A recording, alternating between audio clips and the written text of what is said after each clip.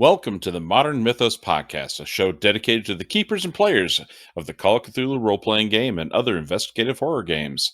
I'm John Hook. And I'm Seth Skorkowski, and together we'll discuss writing, game mastering, and player tips and how you can apply them to your table. Today we're going to hypothesize running Call of Cthulhu games without the mythos, and continue our project in designing a Call of Cthulhu adventure, which we hope to release maybe by the end of the year, if we're lucky. But we still have to figure out what this baby's about. We are still a ways off. And it's hard to imagine that we're already halfway through the year. So I know. end of the year when might be a we little started pie in it, the I sky. started looking at the calendar, going like, we might have waited too long for this one. Whoops! So It's still February, right? oh god, I haven't quite come to grips with the fact it's 2022 yet. So Right? Yeah. But first things first, let's talk about doing Call of Cthulhu without Cthulhu. I think our very first episode of this, we were talking about the appeal of Call of Cthulhu, and you had brought up the mythos, and I had brought up, well, I actually prefer the game itself. The mythos is just part of it, but I could lose it or use it half the time. And I do get a lot of people that'll comment on my video asking if you have to use the Cthulhu mythos with Call of Cthulhu, and I'm always like, nope. In fact, there's several scenarios out there that have no mythos in it at all, or there are some that the link is so thin, it was almost kind of put in as an afterthought of like, oh, and this is how we can link it to the mythos. So I think this is actually a really good topic for people that do want to do investigative horror, but don't want it to always be Cthulhu related.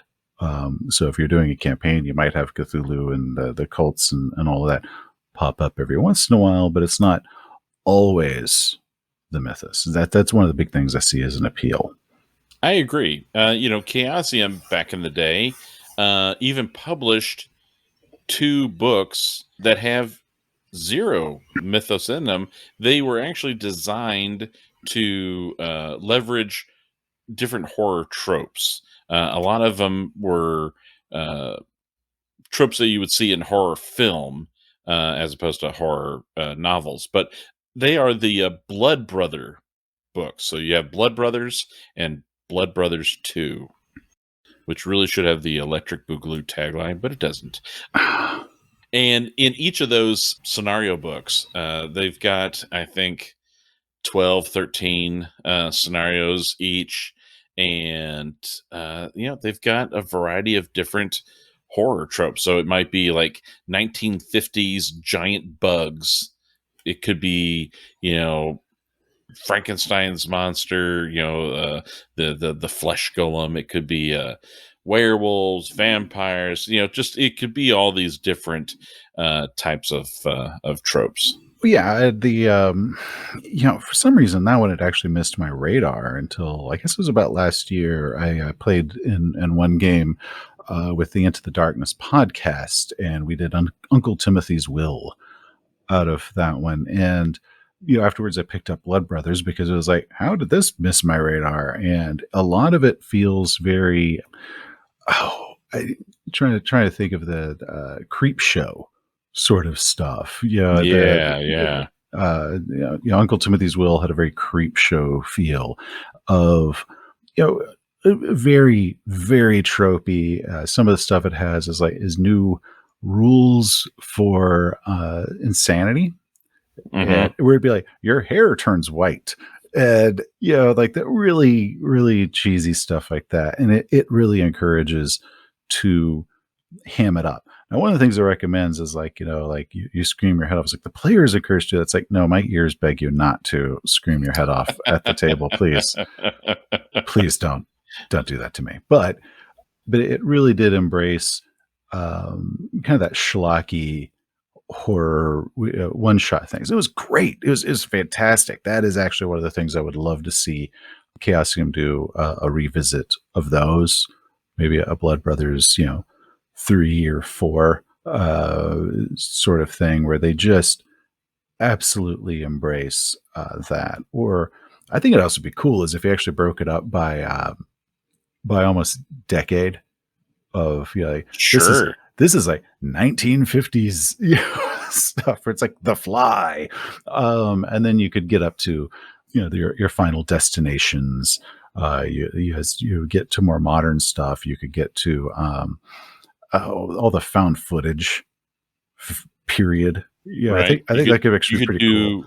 do retro sci-fi, so you could have horror set in a Buck Rogers kind of Oh, setting. oh, that would be great. Like some Mission to Mars, Angry Red Mm-hmm. Planet sort of thing. Oh, wow. Little helmets that look like fish bowls. Exactly. Fishbowls with an antenna sticking out of the top. And those were really cool because they had all the pieces of Call of Cthulhu. And it's all the stuff that I love. I love the investigation. I love the horror. I love just the mechanics of the game. But it was also not serious. It was very high role play. Like, to do Uncle Timothy's Will, you actually need a really good group of role players to kind of embrace what it's about. I think if your players weren't really going to get the role play, I think it would probably fall pretty flat, or just be a lot of lost potential there. But the idea of, we're just going to do some cheesy horror, and kind of a popcorn game. I thought it was brilliant. I wish that was something that they would continue to do periodically, because I loved it. Well, and fans of that style of gaming, the Miskatonic repository is available. So write something up and publish it yourself on the repository. With the thought of taking the mythos out of Call of Cthulhu, are there any rules from the game that you would set aside? I guess what I'm getting at is, would you keep sanity? I would keep the sanity mechanics. I would remove the mythos skill. I'd probably rely Oh, more sure. Okay. Yeah, yeah. on occult and that sort of deal. Or in the investigator's guide, there were these specializations like, werewolf lore and vampire lore. I would actually focus very much on those, because depending on what it was, like if you were going to say have a vampire game, you could have everybody knows this about vampires. It's like, whoa, see, one of the first parts of the actual vampire lore is learning what is the Hollywood, what is ancient myth, and what is true. Because Vampire has nards. Yeah, well, werewolf has nards. That's it. Werewolf has nards. But the idea of those sort of specializations, which I don't think I've ever encountered a Call of Cthulhu scenario that ever used those, even though the investigator guide does have like a little box section talking about them, of really hyping that up depending on what sort of game you're wanting to do. Sanity, I would change it, but I would probably more focus on the bouts of madness and that sort of deal. Of the moment where you see the monster, you drop your flashlight, that sort of thing. And depending on the mood of the game, I might check out the Blood Brothers sort of interpretations of what does your bout of madness do. It might not give you an insanity, but it might turn your hair white. Sure. Yeah. Depending on the flavor of you're going for. Are we going to do serious, or are we going to do campy? But with that, one of the older Call of Cthulhu scenarios, and I want to say it came from the Cthulhu Companion. I could be wrong. I regret that I didn't look this up before. I believe you're correct. I think I know where you're going. I believe you're correct. But one of the earliest Call of Cthulhu scenarios published was a werewolf adventure called The Rescue. And the only link that it has to the mythos is, I think, in the lair is a book. And that's it. It was almost like kind of like stuck on there. I was like, well, we need to have some mythos in here because we're playing Call of Cthulhu. And they stuck on there. But other than that, it was just a straight werewolf adventure where you're trying to find some missing people, and these werewolves are to blame. and I've used that for a long time whenever I've encountered people that are, I guess, like, you're purists. It must be pure Lovecraft. It's like, well, actually, if we want to go back, uh, it's always had these other aspects. The Haunting was actually written for a previous game before Call of Cthulhu. Sandy wrote that Mhm. for a game that ended up never happening. And then when they did Call of Cthulhu, he just used the Haunting, and that's why if when you read it, it really doesn't have any mythos Well, involved in it at all. And that's one where it's as like there's reference to like the Book of Eben, I yeah, think, that's it. and like Yeah, some yeah, spells, but it's like you could remove that and you wouldn't take a single thing out of that adventure. exactly, Uh, exactly. like it is unnecessary for the adventure. I think it was just kind of added to make it feel more Call of Cthulhu. But the monster, Mr. Corbett, he exists nowhere else in the mythos. That crazy little cult that's got the symbol with looks like three Y's with an I in the middle, or maybe there's a word against him. You never know what it is. I've never found that anywhere else. So the Mr. Corbett you could play, and there's no Cthulhu, there's no mythos, and so I don't think that it's necessary. And then Sandy did another one, the Derelict, a few years ago on an icebreaker with some sort of um, Scandinavian monster that's living on this icebreaker ship that the investigators discover, and I don't believe it has any reference to the mythos in it. Do you? I have read The Derelict and I've played in it once, and I don't recall any specific or at least established mythos connection. And that's the fun thing is so much is unknown about the mythos that authors are encouraged to just create, right? Make Yeah, stuff up. And really the root, I think for something, if you wanted to give a definition to the mythos, I think one possible definition would be if something is related to the mythos, it's because it is a deeper secret of a society or race or a group that's older than mankind, that there is a deeper truth to the earth than what humanity is aware of. And if you have a scenario that doesn't necessarily focus on trying to expose that deeper truth, then I would think that that would qualify as a scenario without the mythos. yeah. And I think the idea that it just has to be there has actually has caused some really cool adventures to almost feel like they have shoehorned it on. Like it's almost detracting from it by forcing it where it doesn't enhance the adventure. Because if you're going to embrace the mythos and the mythos is essential to it, or it enhances the adventure, then by all means, please, that's awesome. But yeah, I don't think any author or any game master should ever feel obligated that it has to be linked to it. And back in the '90s, when Vampire in the World of Darkness was king for that brief window of time, and everybody was off playing World of Darkness games. Outside as a LARP. Oh yeah.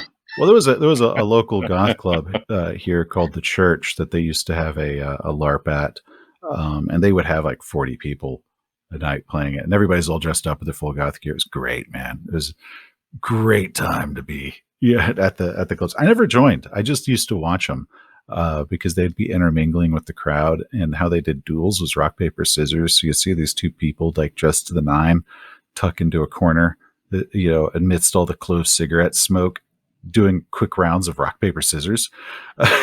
So Nice. that was a thing. But that club actually ended up being a fatality of the shutdown early on. So it's like a little part of my youth died. But back when that was popular, and I remember my friends would always like, yeah, you should play vampire. I was always like, I want to play a vampire hunter. I actually am not as interested in playing a vampire, and they always wanted to do the big political games, and that just was not my jam. Mhm. And I always had the idea when I watched Blade. The scene that always got me was probably one of the best intros in Hollywood history. Is Whistler. A wall explodes and he's just standing there with a machine gun. It is just like, catch you motherfuckers at a bad time, just opens up. And I was like, I want to play him because, Blade is cool, but Blade's also got supernatural abilities. Whistler is this old dude with a gimped leg that somehow has survived all this, which means he's got to be that much of a badass because he doesn't have any of the cool powers that Blade did. It's like, I want to play that guy because he's awesome because he's survived as long as he did. And so a buddy of mine, he ran us, we used, of course, Cyberpunk rules. There was a supplement called Knight's Edge that was put out by Ionis Games. So we took the Knight's Edge book. He added a bit of his World of Darkness know-how, and we did a Supernatural Hunters game. Very, very in the vein of like Hellboy and that sort of thing, where we would hunt down supernatural creatures. That was one of the most fun campaigns we ever did. And we played it to the hilt serious, but we'd hunt down werewolves, we'd hunt down weird creatures living in the sewers, chuds or something, and ghosts the next one. And that was an absolute blast. And I think the Call of Cthulhu mechanics are absolutely perfect for that type of thing. And I would encourage people, if they ever wanted to do that, to just take the mechanics and go. If you want to make it just a little bit more hardcore, add some pulp. Go the pulp Cthulhu route, where that way you can shoot two pistols at the same time. But other than that, I'm all for it. I thought of another scenario that, as it's written, it does not present any mythos elements, and it's something you could add in if you want or leave out. But in the recent Mansions of Madness book that came out 3 years ago, there's a scenario in there which I promise I shall try and run you through. My God, it's the code. Jeez, the man. Code. I think you promised you're going to run me through that like in episode 1. But yeah, the Code is awesome because it's science fiction. It's no spoilers. Lovecraft wrote like one of the stories of his that I really enjoy is The Cool Air. And there's nothing mythosy about it in The Cool Air. It's a sci-fi story. Oh yeah. And the same can be said for the Code. It is a sci-fi adventure that doesn't have any established as far as something that you're aware of and could look up in the Keeper's Guide as far as established, mythos creatures. So anything that's in that scenario, it's just sci-fi, So it's a non-mythos scenario, and it's a lot of fun. Well, you should play it as a yeah. Thanks. But as a Texas boy, I can attest that's the scariest of them all because it has to deal with when your air conditioner turns off. And now that we are entering summer, that is a true fear that I have. The horrors that occur if your air conditioner breaks. I'll tell you, it feels like the sun is sitting in my front yard right now. It's awful. Well, that's good times. Just how sweltering it is. But every year I forget how miserably hot it gets. And then, all I'm wishing for is winter. And then I spend all the winter going, man, I just wish it would warm up. I like the heat. I'm a Southern boy. And then the heat hits. It's like, what the hell was I thinking? So, yeah, I probably shouldn't be collecting black t-shirts. It is killing me now. Well, you just hide inside. That's my jam. There you go. Exactly. Yeah. In the Keeper's Guide, there are stats for, creatures like vampires and werewolves and ghosts and mummies. And I think that people that either they don't enjoy the mythos, or they're just they don't really care for Lovecraft, or they just want to try something different because it's always the mythos, really should look into that stuff and just kind of embrace the fact that for me the game is about investigative horror. It's just sometimes it's a mythos, sometimes not. And I think it would actually be a really cool way of doing some adventures to where if you do have your supernatural hunters and they're doing their thing and they're fighting your mummies and they're fighting their stuff, what if like the fifth adventure, that's when the Cthulhu cult appears? But at this point they're already seasoned, ghost hunters or that sort of thing.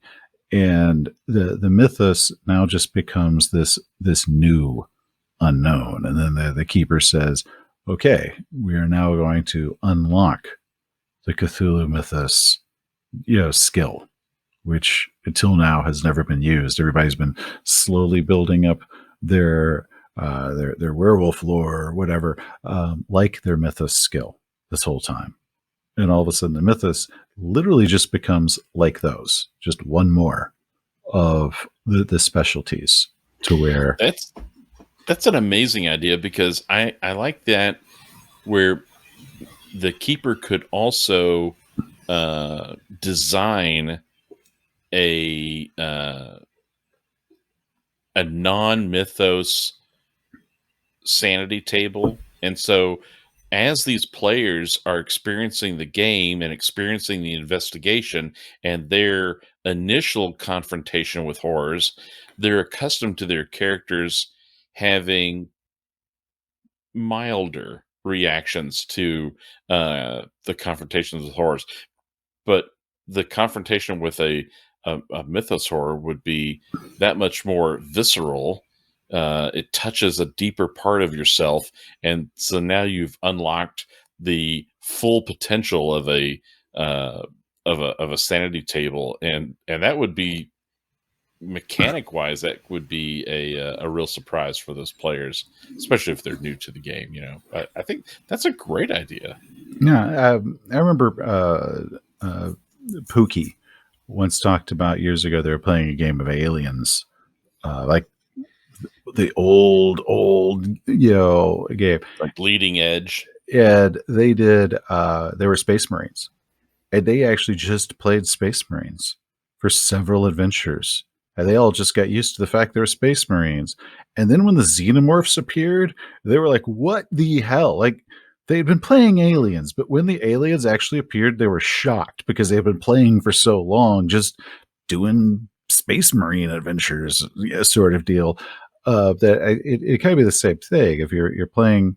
And we're using the Call of Cthulhu book, but we're going to be fighting vampires and werewolves, and then all of a sudden one day, the little green tentacle faced squatting statue shows up, and all of a sudden it's like, oh yeah, we're now going to do it. And at that point, it's a bit of a surprise, because they always talk about one of the biggest problems when you're playing Call of Cthulhu is you're playing Call of Cthulhu.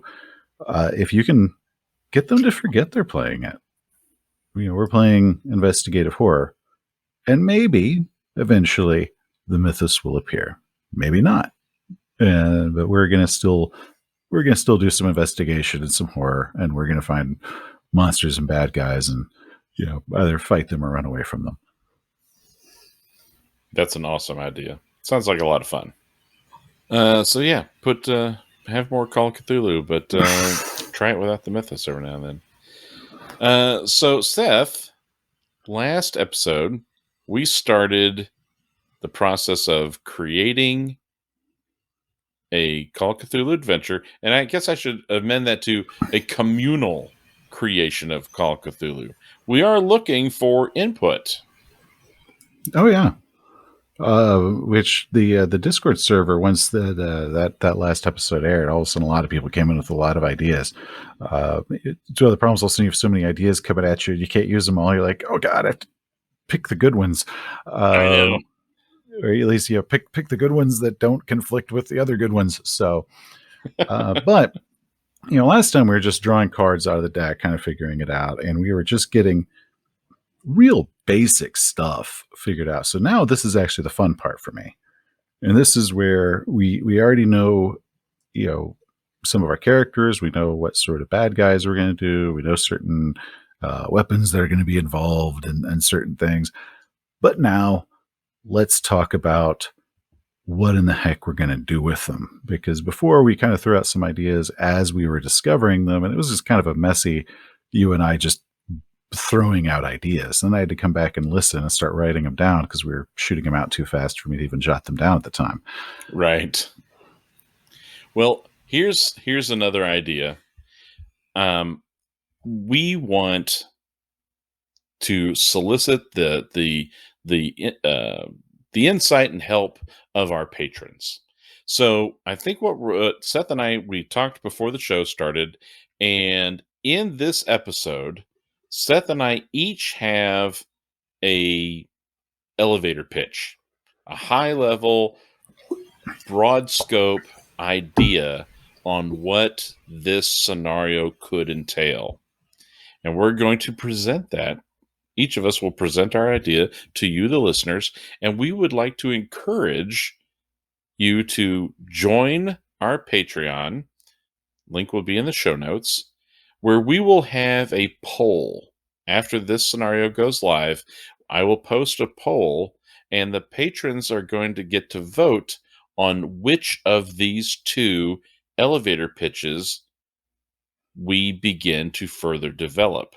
And as we get deeper and deeper into the woods, we'll have more and more decision processes and decision points that we'll go to the patrons and get their input on this. Well, it's part of the, so we're still going to use the Discord for ideas, but the patrons are who I think should be the ones that vote. Yes, but we can collect the ideas and kind of filter them and find, the ideas that we want to present to our patrons to have them vote. So, both of us sat there and brainstormed, and we came up with two completely different directions. So totally different. Who wants to pitch first? Do you want it? You want me to take it? I'll go first. Okay. I'll go first because I think folks like to hear from you as the closer, right? Oh, well, dude, here's the secret. See, I let you go first, and then I come up with a way to make myself sound at least better than you. But if I go first, you're going to see all the ways that I phrased it badly, and you're just going to sound better than me. Give up the high ground. If you go first, you give up the high ground. Yeah, so I'll gladly let you go first. By all means, please. All right, I shall go first. Thank you. All right. Well, in my idea for how to use this collection of cards that we had selected in the previous scenario, in my idea, the three characters that we identified, Chloe, who is a 19-year-old movie star, Bartholomew is a 28-year-old stage actor who's recently transitioned to film, I'll say, and we have Nigel, a 33-year-old parapsychologist. So my thought on this is that Hollywood has recently cast Chloe and Bartholomew to star in a really low-budget horror movie titled Reign of Blood. And this film was shot on location in the Philippines. Okay. And I can't think of a single scenario that has ever taken place in the Philippines. You know what? Neither can I. And mainly because it was shot there because one, cheap for the studio, but two, the storyline for this Reign of Blood film, it wanted to leverage the authentic vistas and beauty of the Philippines, and also there's, and I'm just kind of making this up. I have no idea. I haven't done the research yet, but this is just part of my pitch. But there's some sort of cryptid out there in the Philippines that is actually this Vormis character, this Vormis monster, which is one of the cards that we drew. Now, the filming of Reign of Blood has already finished. And so a majority, in fact, all of the cast and crew have already returned to Hollywood, returned to Los Angeles. Well, except for Chloe. Chloe's missing. In this scenario, Chloe is missing. And she's 19 years old.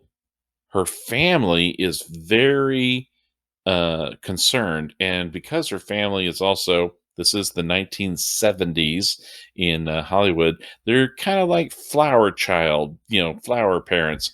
And so they have hired Nigel Hedenhammer, who is this parapsychologist, because they think that the parapsychologist is going to be able to zero in on Chloe's aura or something and be able to find her through that method.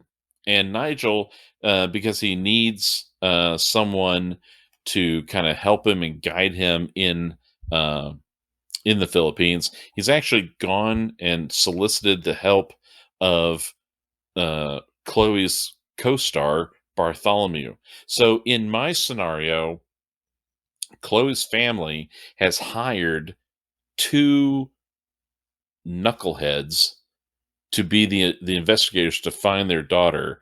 They've hired Nigel and Bartholomew, and they are most likely going to end out contaminating any evidence that they find. Probably will never find Chloe, and possibly inadvertently contribute to any downfall that happens to her. Fortunately for Chloe, instead of her family, her agent has hired our investigators. And that's where the player characters come in. They've been hired by the agent to go back to the Philippines and find Chloe. She never returned to America, so she's, if she didn't come back, she must still be there.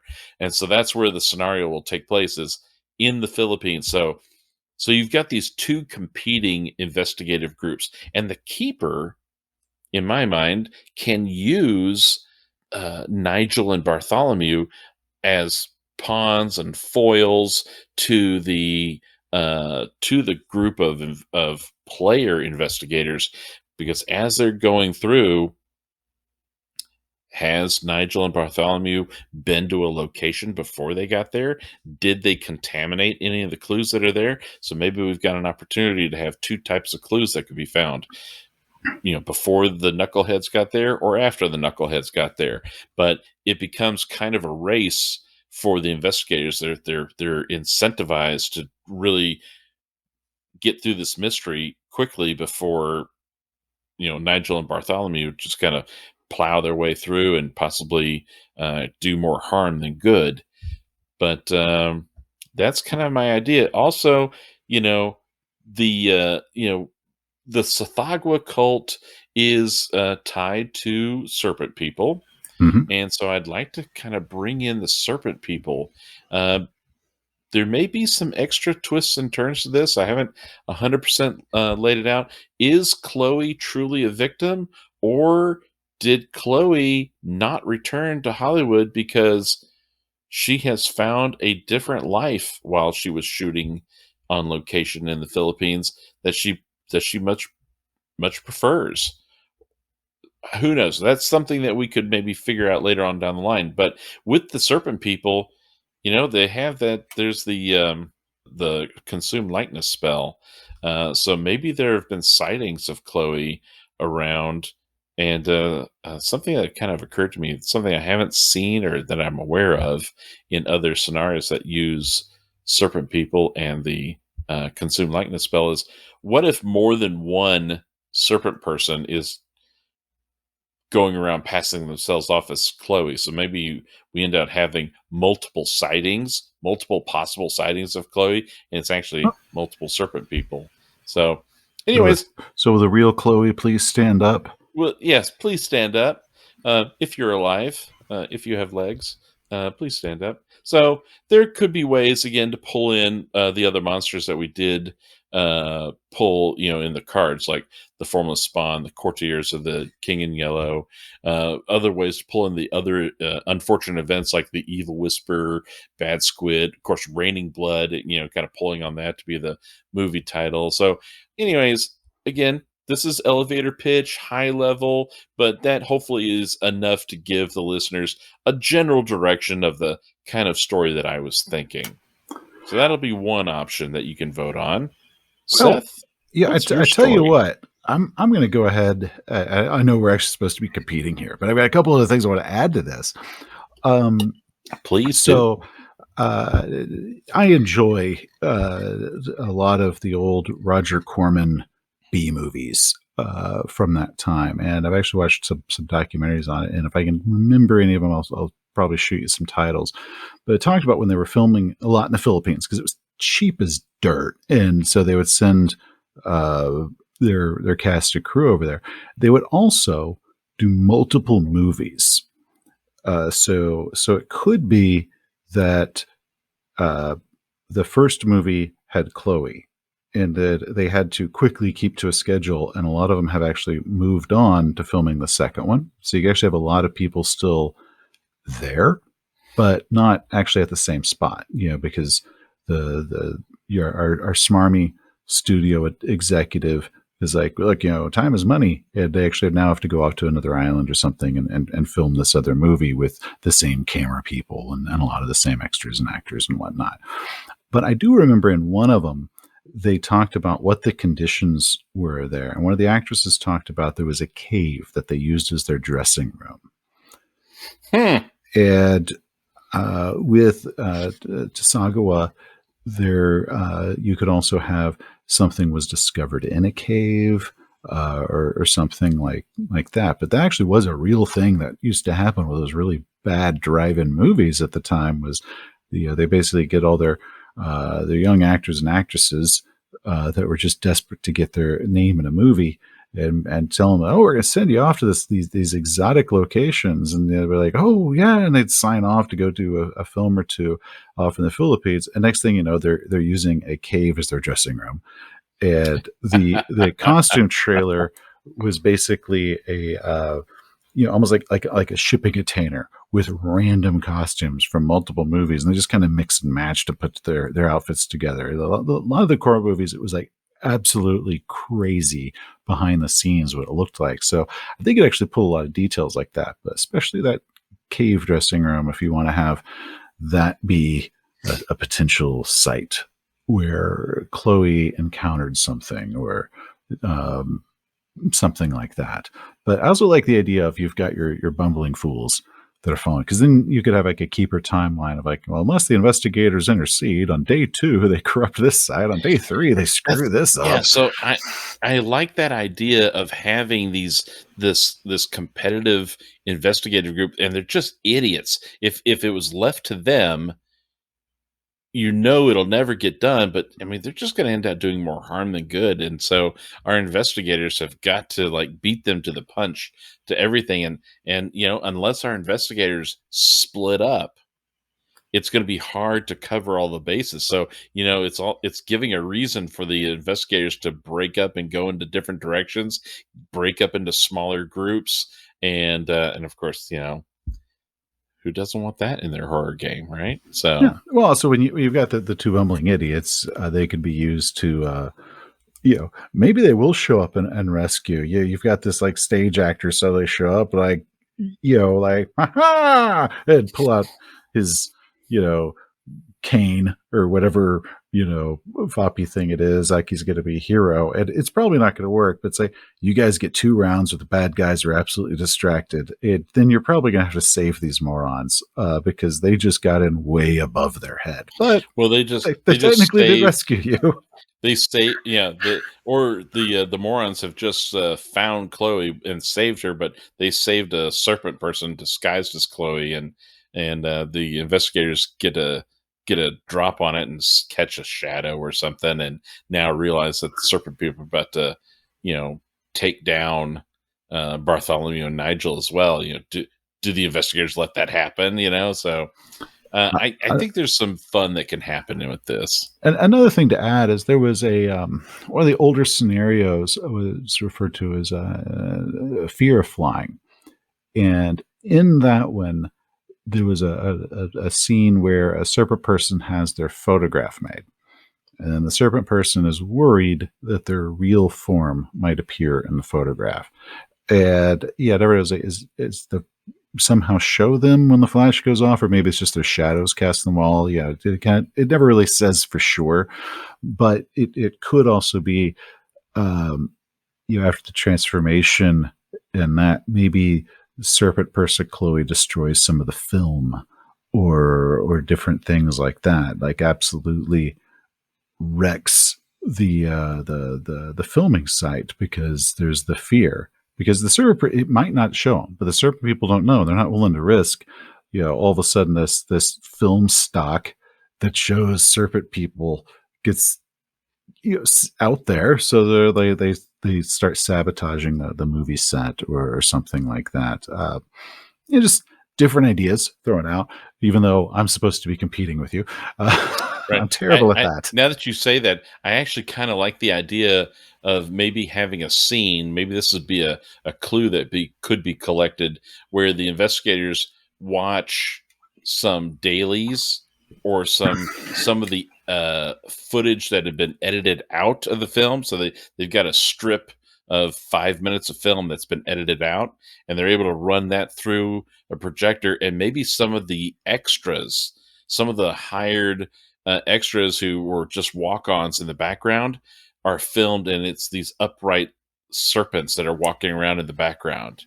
Yeah. And maybe that footage got cut because the editor was like, somebody was wearing the wrong costume in the background, so that footage is gone, and it just ended up on the floor, but it's actually serpent people walking around in the background of a film set.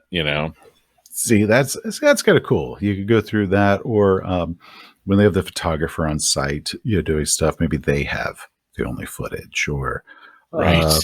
One of the other characters is maybe they've got like a little little 8mm camera, and they're kind of documenting their experience going to the Philippines and making a movie. So while the actual film got destroyed, this Super 8 footage is actually good, but they have to get it developed. Good luck. But there actually is footage there that somebody else on site had taken. So while the main stuff is gone, the investigators might be able to find it. Anyways, I need to get to mine before I make yours too good that I don't even stand a chance against. I'm going to return the favor and see if there's ways I can help contribute to yours. So, okay, so mine, totally different direction. But what I decided to do is instead of having it to where our Bartholomew Crane was young, I've changed it to where he is now an elder British actor, very, very well respected. But his heyday was probably in the 20s or 30s. And since now we're in the 1970s, so he is pretty much, he's at the end of his career, and he's basically doing these B movies just to sustain himself. And I kind of picture it as kind of a Vincent Price sort of thing, where you've got just this amazing actor, but they're in their twilight years and they're making just a bunch of crap to pay the bills. So we've got Bartholomew Crane, but once upon a time, way back when, he was in a cult, and that might have been what allowed him to flourish or whatnot. And I kind of like the idea that the cult that he was in might have been involved in whatever acting troupe or whatever. And among those people was a woman, and it's none of the characters, so I'm just going to call her for this Maggie.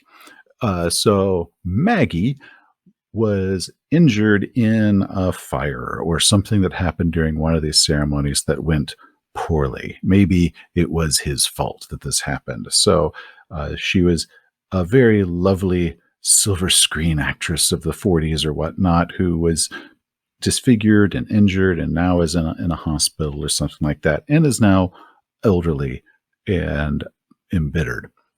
So what Maggie has done is Chloe, who is working on this film with Bartholomew Crane, which again we'll call it Rain of Blood. That was actually a tip from one of our Discord people when we're trying to like, how do we work in a Rain of Blood? And they're like, easy, make it the movie title. Like, wow, that was simple. Right? Deceptively simple. Like, damn. So he's doing this movie with her, and Maggie contacts Chloe, and they might start some sort of letters back and forth. And so Chloe ends up visiting Maggie at the hospital or wherever she is. And that is when Maggie does a mind swap on Chloe.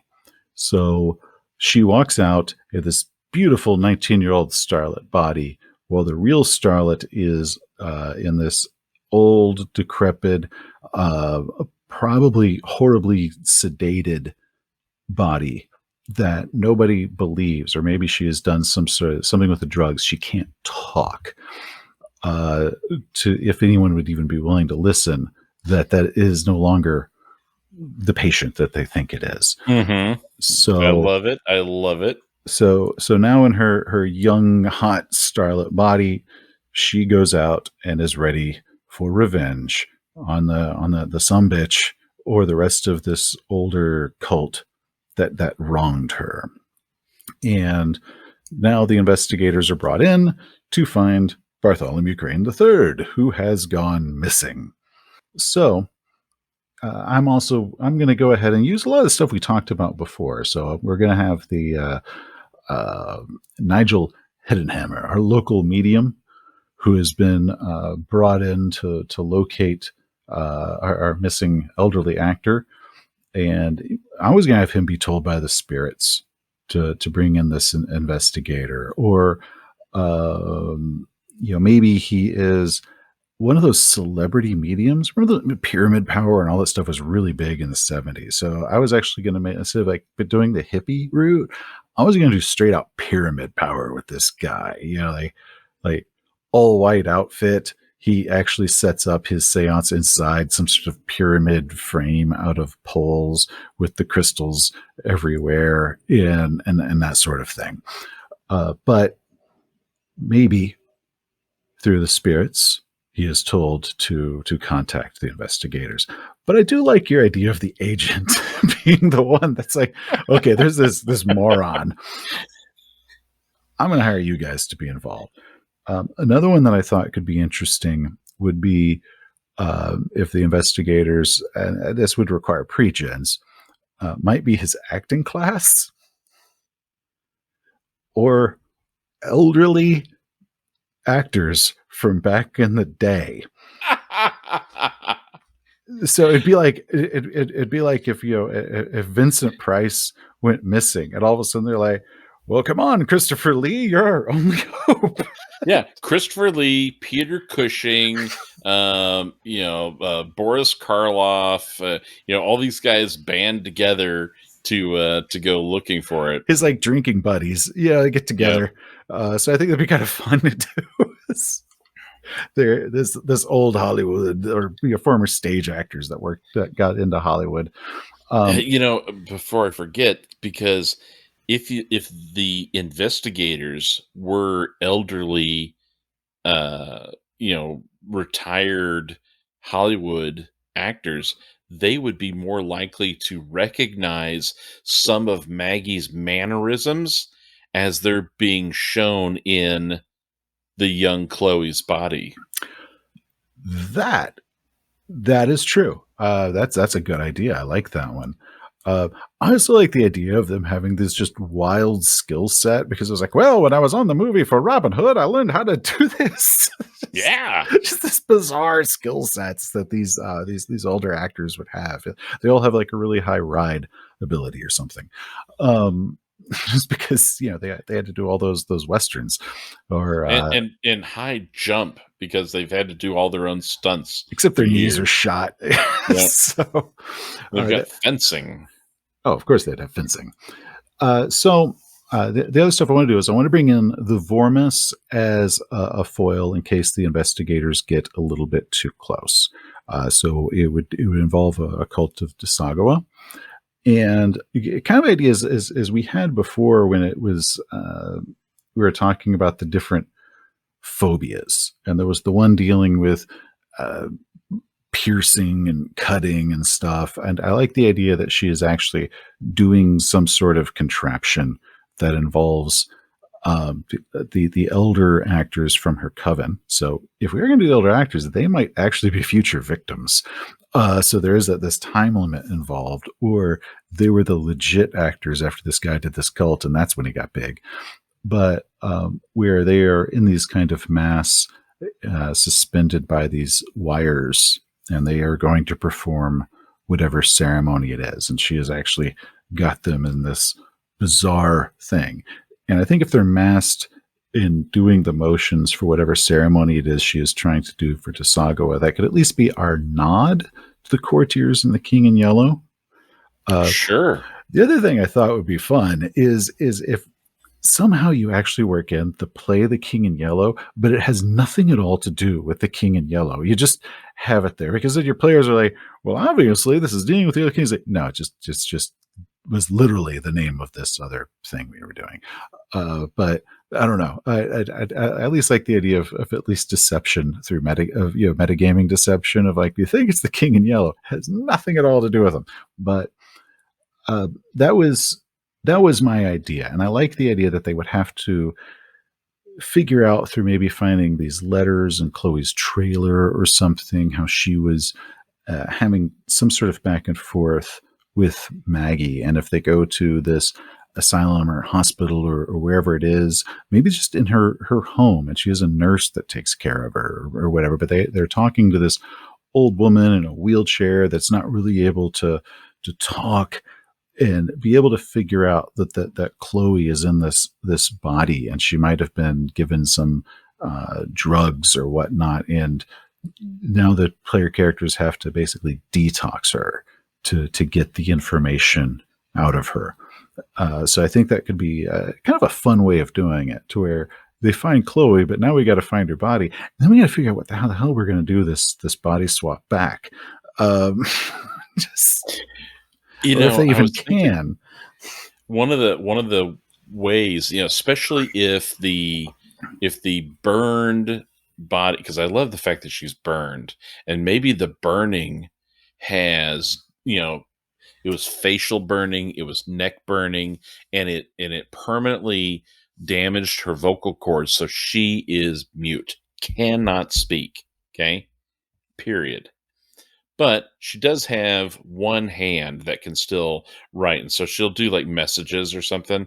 Uh, and so I like the idea. What if one of the the orderlies that takes care of her also is trying to profiteer off of her by getting her to sign old headshots, and then he like sells them at flea markets or whatever, and of course when it was Maggie, she was signing her name Maggie or whatever on these headshots, and the orderly is selling them. But now Maggie keeps signing Chloe Kirscher on these headshots, and he's like, I can't sell these, right? And then our investigators get to see the signature and go, holy shit, that is her signature. This is Chloe, right? It's Chloe signing her name on Or these Maggie headshots. or when if they meet Chloe and she gives them an autograph,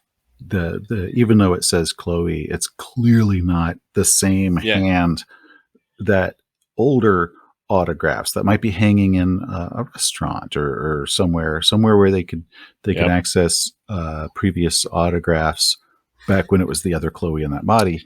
So you can see that the signature is absolutely changed. So that's kind of my idea of how I want to do it, of the body swamp and the elderly uh, Vincent Price type actor, and then some sort of just weird pyramid power new age guru type guy. And of course, I still want to do the thing where we have the seance and do the bad squid. I like the idea of um, the drugging and all that. But we'll figure Yep. that out once we actually start kind of deciding which one we want to do, and we can actually focus both of our attention on a single path. Because right now we have two totally different adventures that we're.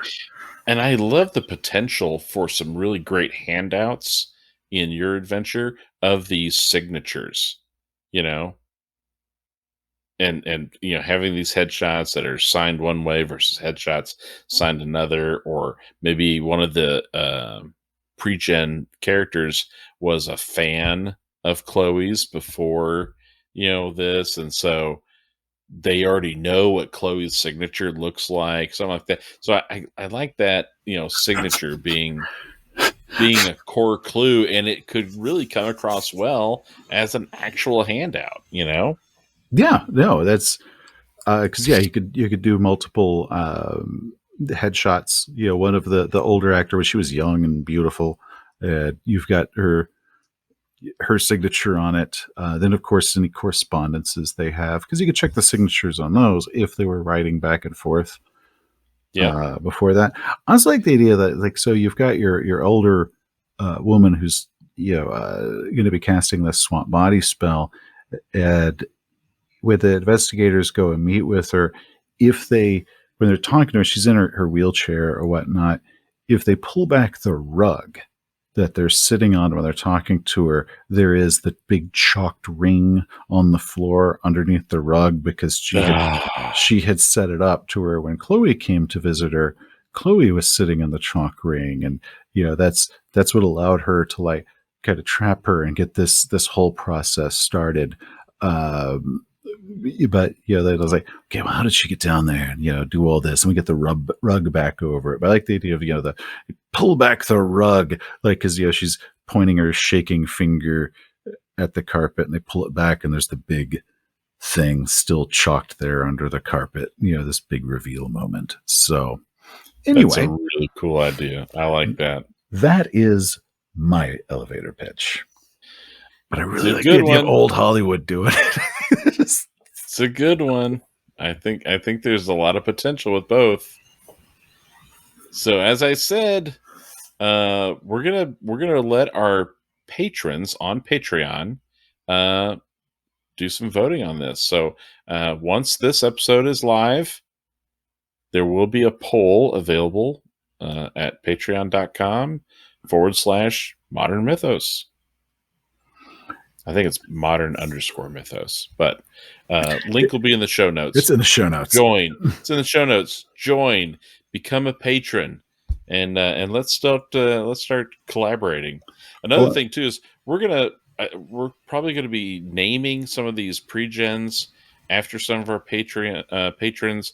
We're gonna have a slew of major NPCs. Same thing, even with the main characters, Chloe and all of them. We're, I'm not married to those. Yeah, not married to the names that we got off there. So that's also open, and patrons would actually be the first place that we would both want to use for any of our NPCs, any of our pre-gens, anything like that. So exactly. Good way to be immortalized in an adventure. And yes. Providing you've got a cool character. Awesome. Wow. I think that was a lot of fun. Well, speaking of the patrons, I just wanted to give another final shout out to the patrons. Thank you all for supporting us every month. It means the world to us. We cannot do this show without your support. If you want to help support the show, please go to patreon.com/modern_mythos. Link in the show notes. Please join our Patreon. Also, we have a Discord, which we've mentioned a few times, that we've got. A lot of people have also tossed out ideas for episodes that we could do or have done, as well as places where people are throwing out some ideas that we could use for this adventure, such as, why don't we title the adventure Blood Rain to answer what we're going to do with the Blood Rain card, and different things there. So definitely swing by our Discord, check it out. We've got an invite to our server in the show notes, so just go ahead and swing by, say hi, and give us your ideas or ask us any questions. In addition to our regular Audible audio podcast, Seth, you do an amazing job in getting this podcast also onto YouTube. It's kind of like a little bit of an animated slideshow at times, which I think is really kind of cool. But we have a YouTube channel. Check us out on YouTube. It's a lot of fun. And we've also got our Facebook group, which, a lot of the same stuff as the Discord. Feel free to show up, ask us questions, throw out ideas, tell us when we're wrong. Because if we think it's wrong, I don't mind going on and say, like, hey, last time we talked about this and I was wrong. Man, people love telling you you're wrong. But also ask questions or offer any suggestions. Then we also have our RSS feed down in the show notes if you want to load that into your podcatcher just to get any future episodes a lot easier. Just go ahead, find that link in the show notes. We did start a Redbubble store, so we have a couple of t-shirts. You can create a mouse pad, whatever it is, a mug. So check out our Redbubble store. Link will be in the show notes. And you can pick up some merch. That's another great way to support the show if you want to do. As well as on the Miskatonic repository, we have already immortalized a few of our patrons in a book of mythosy artifacts that is appropriately titled Mythos Artifacts. It's available now on the Miskatonic repository on DriveThruRPG. I have a link to it in the show notes. Now, with that, we've got a gorgeous Jon Sumrow cover on that. Looks wonderful. But we came up with some very unusual Mythos artifacts that Jon and I actually assembled over the course of, I guess, all of last year. Yep. We would come up with these. My favorite one, though, is one night I was having trouble sleeping, and I came up with one. And I was like, if I go back to sleep, I am going to forget this for tomorrow. But I really like where this is going. Wasn't quite sure. It might have been the trench lighter. But so at 2 a.m., I drag in to turn on my computer, open it up. And Jon is also on the shared drive doing God knows what. Yeah, it's 2 a.m.